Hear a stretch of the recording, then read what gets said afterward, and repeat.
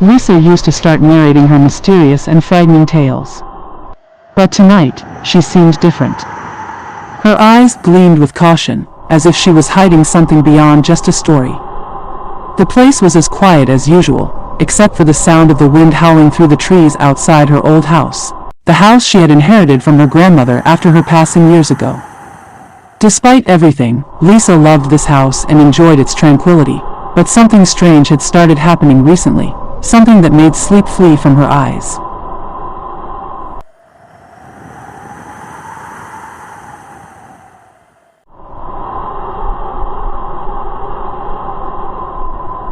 Every night, Lisa made sure to securely lock all the windows of the house before heading to bed. Yet, she would find the window of her room, on the upper floor, wide open every time she woke up in the middle of the night. At first, she thought it was just a draft or maybe her forgetfulness, but when it started happening regularly, she realized that something else was going on.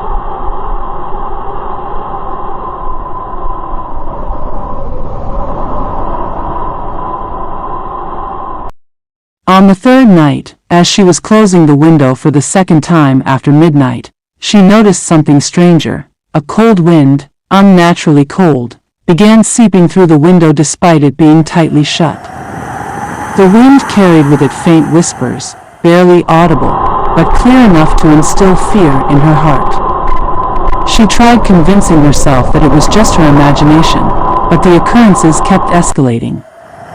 Sometimes, she would wake up to find the room's furniture moved from its place, and other times, she would hear quiet footsteps circling around her while she was alone.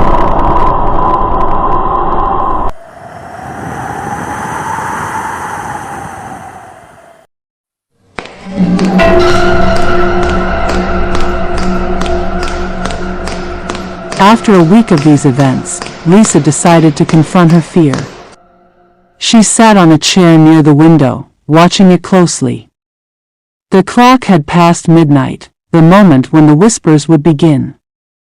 Everything was quiet, until the window pane slowly started to tremble, as if being forced open by an invisible power. No one dared to touch the window, yet it began to move slowly, then suddenly, it opened fully. From the cold void came the sound of whispers, but this time, they were much clearer. The words were distorted, but Lisa heard one sentence distinctly: "Come back."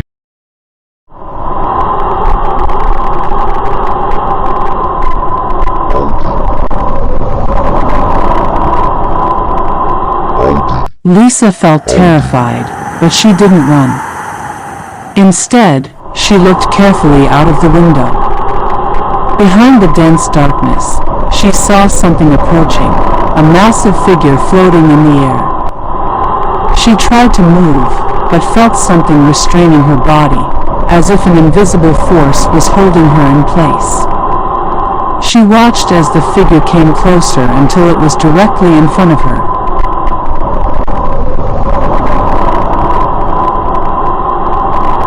It had an ancient, wrinkled face, as if it had emerged from the depths of centuries past. That I am a low, ominous voice, the figure said, "You are like them. You will not escape."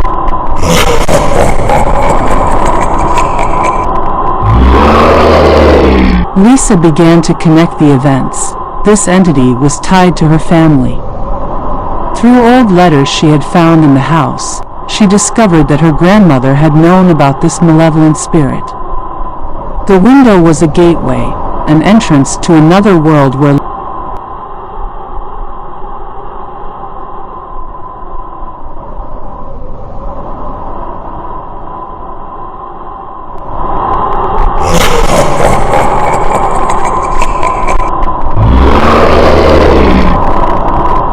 the spirit sought to take Lisa, just as it had taken her grandmother before her. But Lisa wasn't about to surrender easily. She spent the following night searching for anything that could help her close this gateway forever. After a long search, she found in old journals a description of a spell that could seal the gateway and trap the spirit for eternity, but it required the sacrifice of something precious.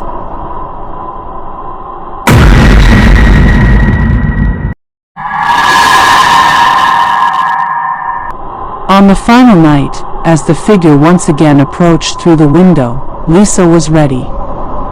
She raised the spell with a trembling hand and began chanting the mysterious words. The figure started to fade, but not before it said, "I will return, and you won't be ready next time."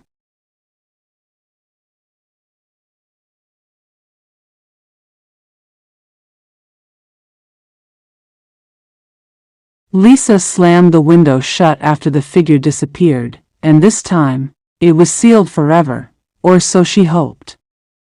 Although she had managed to fend off the entity for now, she knew this wasn't the end. She had to remain prepared, for the gateway could open again one day, and when that time came, the final confrontation would begin.